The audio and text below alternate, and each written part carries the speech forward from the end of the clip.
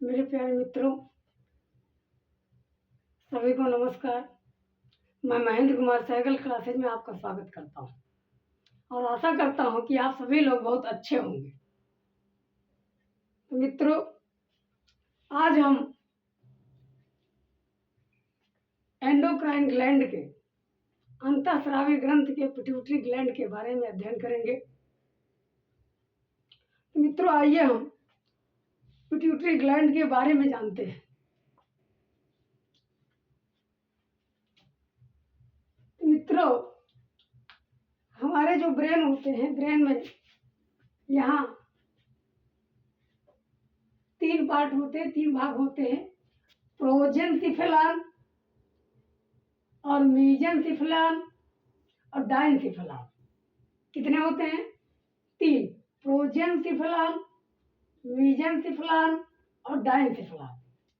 और डायन्सिफेलॉन के जो नीचे वाला भाग होता है बॉर्डर पर, इसी के नीचे एपिथैलेमस होता है। क्या होता है मित्रों? एपिथैलेमस। और यही एपिथैलेमस में पीनियल ग्लैंड होता है। कौन ग्लैंड? पीनियल ग्लैंड, जिसे हम तीसरी आंख भी कहते हैं। तो पीनियल ग्लैंड, देखिए हम इसको अलग से एक पार्ट अलग कर दिए यहाँ। तो एपिथैलेमस है, यहीं पर पीनियल ग्लैंड होता है। कौन ग्लैंड? Pineal gland.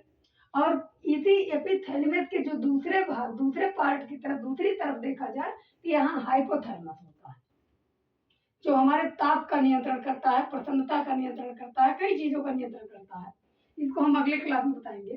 तो हाइपोथैलेमस के से जुड़ा हुआ, हाइपोथैलेमस के दूसरे साइड में कह सकते हैं, इसी में जुड़ा हुआ जो होता है, यहाँ पिट्यूटरी एक इन्फंडिबुलर नली होती है, उससे जो है जुड़ा होता है, जिसे हम पिट्यूटरी ग्लैंड कहते हैं। और पिट्यूटरी ग्लैंड को हाइपोफाइसिस सेरेब्राई कहते हैं। पिट्यूटरी ग्लैंड को क्या कहते हैं मित्रों? हाइपोफाइसिस सेरेब्राई कहते हैं। अब क्यों कहते हैं? इसका कारण है कि ये जो है, क्योंकि सेरेबेलम वाले क्षेत्र में ये जो है पाया जाता है, इसलिए इसे हाइपोफाइसिस सेरेब्राई कहते हैं। तो मित्रों, आइए हम इसके बारे में, पिट्यूटरी ग्लैंड के बारे में जानते हैं। मित्रों, हमने अभी बताया कि ब्रेन के डायन्सेफेलॉन रीजन में पिट्यूटरी ग्लैंड होती है।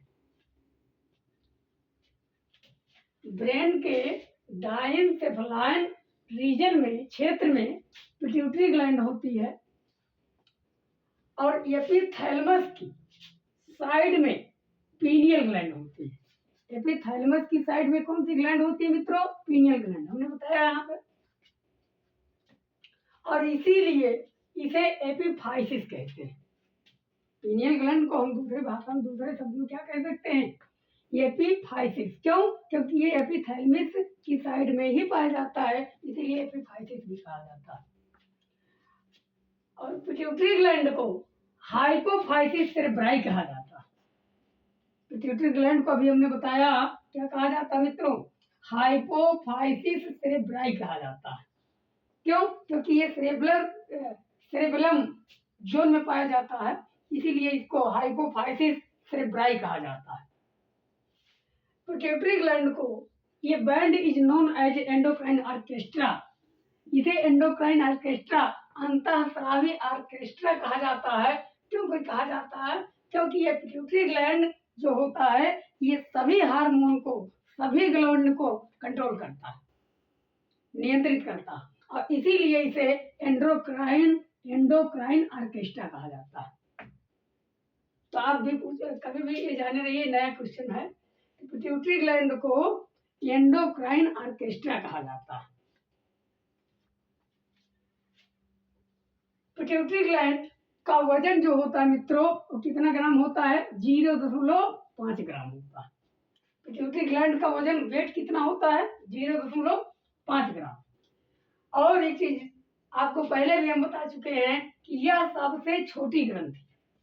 तो अगर पूछा जाए कि सबसे छोटी ग्रंथि कौन है, तो जो है पिट्यूटरी ग्लैंड। और सबसे बड़ी ग्रंथि क्या है? लीवर है। लेकिन अंतःस्रावी सबसे बड़ी ग्रंथि तो थायराइड है। और मित्रों, इसीलिए क्योंकि ये सबका सभी हार्मोनों को सभी ग्लैंडों का कंट्रोल करता है, इसीलिए इसे मास्टर ग्लैंड कहा जाता है, मास्टर ग्लैंड कहा जाता है। तो वजन आप जान गए कितना है, 0.5 ग्राम। सबसे छोटी ग्रंथि क्या है, पिट्यूटरी ग्लैंड, पीयूष ग्रंथि। इसे मास्टर ग्रंथि कहा जाता है क्योंकि ये सबका कंट्रोल करता है। अब यहाँ ये ब्रेन में पाया जाता है। ब्रेन का जो वजन मापक होता है लगभग कितना होता है, 1400 ग्राम। कितना होता है मित्रों, 1400 ग्राम ब्रेन का वजन माना जाता है। Pituitary gland basis sphenoid bone एक हड्डी होती है, बेसिस फिनोइड एक हड्डी होती है, बोन होती है। इसे सेल टर्सिका बोन भी कहते हैं। इसे क्या कहते हैं मित्रों, सेल टर्सिका बोन भी कहते हैं। जो पिट्यूटरी ग्लैंड होती है ये किस हड्डी में होती है, तो बेसिस फिनोइड बोन। इस हड्डी को सेल टर्सिका बोन भी कहते हैं। मित्रों इतना आप जान गए। और पिट्यूटरी ग्लैंड की बात करते हैं। पिट्यूटरी ग्लैंड का जो कंट्रोल करता है वो कौन करता है मित्रों, ब्रेन। पिट्यूटरी ग्लैंड का कंट्रोल कौन करता है, ब्रेन करता है। ये ब्रेन है, ब्रेन पिट्यूटरी ग्लैंड का कंट्रोल करता है। एंडोक्राइन ग्लैंड का स्टडी एंडोक्राइनोलॉजी के अंतर्गत किया जाता है। एंडोक्राइन ग्लैंड जितने होते हैं उनका स्टडी अध्ययन कैसे किया जाता है, एंडोक्राइनोलॉजी के अंतर्गत किया जाता है मित्रों। अब पिट्यूटरी ग्लैंड की अगर हम बात करते हैं तो पिट्यूटरी ग्लैंड में 3 पार्ट होते हैं। एक एंटीरियर पिट्यूटरी, मिडिल पिट्यूटरी और पोस्टीरियर पिट्यूटरी।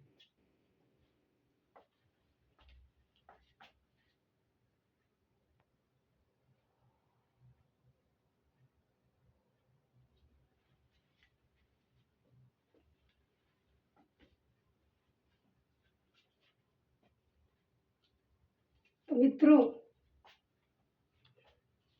पिट्यूटरी ग्लैंड के 3 पार्ट होते हैं, आपको हमने अभी बताया। तो 3 पार्ट कौन कौन होते हैं, posterior pituitary gland, middle pituitary gland और एंटीरियर पिट्यूटरी ग्लैंड, जिसे हम पश्च पीयूष ग्रंथि कहते हैं, मध्य पीयूष ग्रंथि कहते हैं और अग्र पीयूष ग्रंथि। कितने प्रकार के होते हैं, 3 भागों में बटा होता है। और ये पोस्टीरियर पिट्यूटरी की हम सबसे पहले बात करेंगे, पश्च पीयूष ग्रंथि की। तो पश्च पीयूष ग्रंथि की अगर हम बात करते हैं तो पश्च पीयूष ग्रंथि से 2 हार्मोन रिलीज होते हैं। कितने हार्मोन मित्रों, 2। एक होता है ऑक्सीटोसिन हार्मोन, दूसरा जो होता है वैसोप्रेसिन हार्मोन। पहला क्या होता है, ऑक्सीटोसिन हार्मोन। इसी ऑक्सीटोसिन हार्मोन को पिटोसिन हार्मोन भी कहा जाता है। और दूसरा वैसोप्रेसिन हार्मोन, जिसे हम एडीएच हार्मोन भी कहते हैं। कौन हार्मोन मित्रों, एडीएच हार्मोन कहते हैं। और एडीएच हार्मोन जो होता है उसका फुल फॉर्म होता है एंटी डाईयूरेटिक हार्मोन। क्या होता है मित्रों, एंटी डाईयूरेटिक हार्मोन। कितने प्रकार के हार्मोन होते हैं, यहाँ से कितने हार्मोन रिलीज होते हैं, 2। ऑक्सीटोसिन की अगर हम बात करते हैं तो ऑक्सीटोसिन सबसे पहले तो जान लीजिए कि एक मेल को फीमेल से मिलाने का भी ये कार्य करता है। फर्टिलाइजेशन में यानी जनन में, प्रजनन में ये क्या करता है, मुख्य भूमिका निभाता है। बच्चे के जन्म में मुख्य भूमिका निभाता है। क्यों, क्योंकि ये जो है यूट्रस के जो है यूट्रस में कंट्रक्शन कराता है। यूट्रस में जो मसिल्स होता है उसमें क्या कराता है, कंट्रक्शन कराता है। इसलिए जन्म में भी सहायता करता है, इसलिए चाइल्ड बर्थ हार्मोन भी कहा जाता है। किसिंग हार्मोन कहा जाता है, जो सबसे पूरे दुनिया का सबसे अच्छा प्रेम, सबसे सुंदर प्रेम दर्शाया गया है, माँ और बेटे का प्रेम, माँ और बच्चे का प्रेम, उसके लिए ऑक्सीटोसिन जिम्मेदार है। तो माँ और बच्चों के प्रेम के लिए कौन जिम्मेदार है, ऑक्सीटोसिन हार्मोन। इसीलिए इसे किसिंग हार्मोन भी कहा जाता है, जिसे हम नीट क्लीन लव कह सकते हैं। माँ और बच्चे के बीच जो प्रेम होता है वो सबसे दुनिया में सबसे निराला है। मित्रों ये अगला हम बात करते हैं कि यह प्रजनन में, अभी हमने बताया यह किसमें मुख्य भूमिका निभाता है, रिप्रोडक्शन में मुख्य भूमिका निभाता है, प्रजनन में मुख्य भूमिका निभाता है। और यूट्रस मसिल्स का कॉन्ट्रैक्शन कराता है। यूट्रस मसिल्स का क्या कराता है मित्रों? कॉन्ट्रैक्शन कराता है, संकुचन कराता है।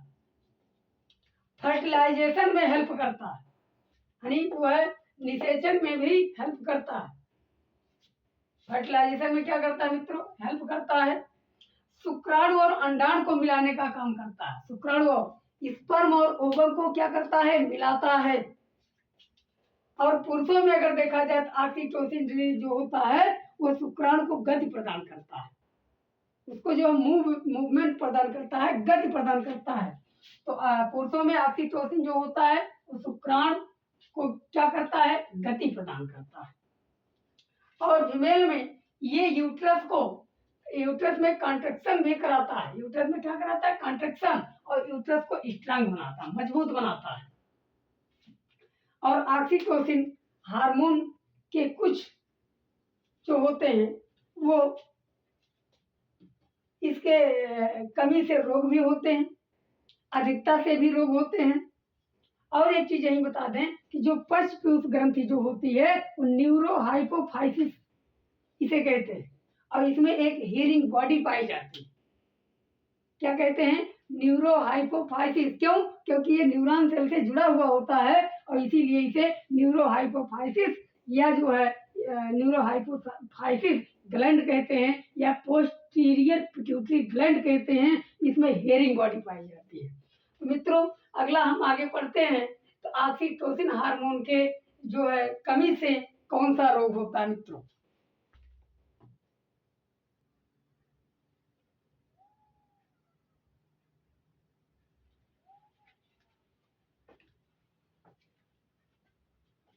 तो मित्रों हम ऑक्सीटोसिन हार्मोन से होने वाले रोग जानते हैं। ऑक्सीटोसिन को आपको अभी हमने बताया लव हार्मोन कहा जाता है, इसे मिल्क रिजेक्शन हार्मोन भी कहा जाता है, किसिंग हार्मोन कहा जाता है, चाइल्ड बर्थ हार्मोन कहा जाता है। ये सब आप जान गए। इसकी कमी से रोग क्या क्या होता है? देखिए, डिप्रेशन होने लगता है, स्ट्रेस हो जाता है। क्या हो जाता है मित्रों? स्ट्रेस। स्तन में दूध का प्रवाह नहीं होने लगता है, रुक जाता है। दूध का प्रवाह नहीं होगा जब इसकी कमी हो जाएगी। नींद नहीं आएगी, और इसमें फीमेल का शारीरिक संबंध बनाने का मन नहीं करता, उससे दूरी बनाती है। तो क्या क्या चीज होता है कमी से? डिप्रेशन, स्ट्रेस, स्तन में दूध का प्रवाह ना होना, नींद ना आना, शारीरिक संबंध बनाने से दूरी बनाना। और ऑक्सीटोसिन हार्मोन की अधिकता से कौन रोग होता है मित्रों? इसकी अधिकता से होता है फीमेल में प्रोस्टेट ग्लैंड जो होती है वो बढ़ जाती है।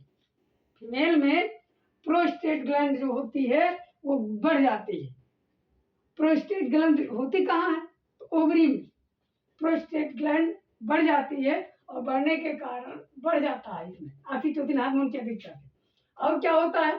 सिर दर्द, ब्रेन पेन होने लगता है, हार्ट बीट लो होने लगेगा, हाई होने लगेगा, पता नहीं क्या होने लगेगा। कभी हो जाता है हाई, कभी लो हो जाता है। वोमिटिंग होने लगती है, उल्टी की संभावना रहती है, उल्टी होने लगती है ऑक्सीटोसिन हार्मोन की अधिकता से। तो प्रोस्टेट ग्लैंड का बढ़ना, ब्रेन का पेन होना, सिर में दर्द होना, हार्ट बीट लो या हाई होना, वोमिटिंग होना, ये ऑक्सीटोसिन की अधिकता से होने वाले रोग हैं।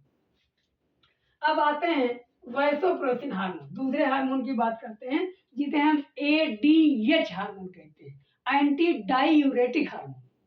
मित्रों क्या कहते हैं? वैसोप्रेसिन को एंटी डायूरेटिक हार्मोन। अब इसकी कमी से इसकी बात कर लेते हैं। तो एडीएच हार्मोन जो है वाटर कंजर्वेशन का काम करता है। किसका काम करता है मित्रों? वाटर कंजर्वेशन, यानी जल संरक्षण का जो काम करता है। इसका मतलब यह है कि जल को जो है अगर ज्यादा है तो उसको बैलेंस करता है। ये दोनों को, यानी वाटर को क्या करता है? बैलेंस करता है। कम है तब भी पूरा करने का प्रयास करता है। और एडीएच हार्मोन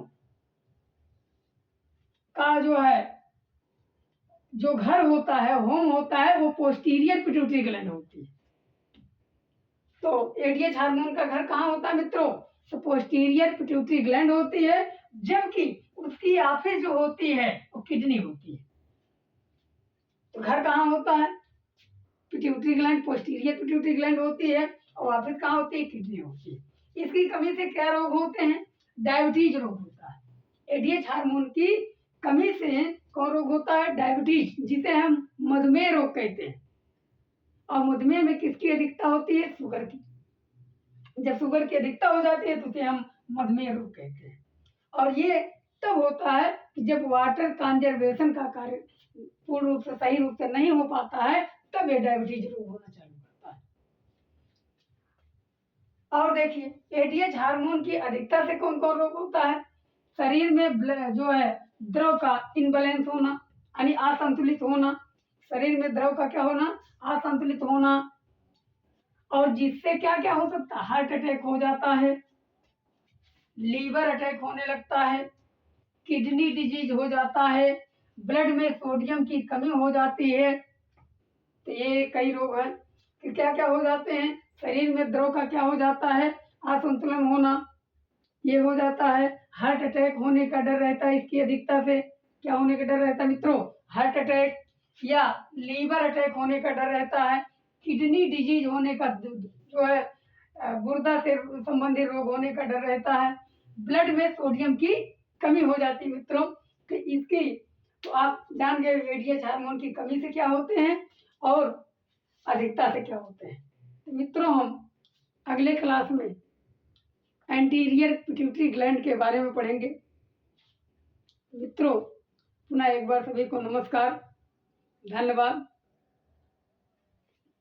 इस चैनल को लाइक एवं सब्सक्राइब कर दीजिएगा। धन्यवाद मित्रों।